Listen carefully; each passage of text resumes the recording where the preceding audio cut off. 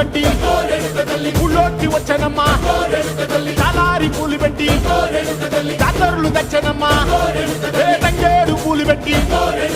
కంకాణ దూకేనమ్మా ముక్కు ముక్కెర పెట్టి ముల్లోకాల నెలనమ్మా ముందార చూడంగా మున్నూరు కన్నులమ్మా వెనకాల చూడంగా ఏనూరు కన్నులమ్మా సాధువు సిద్ధులంతా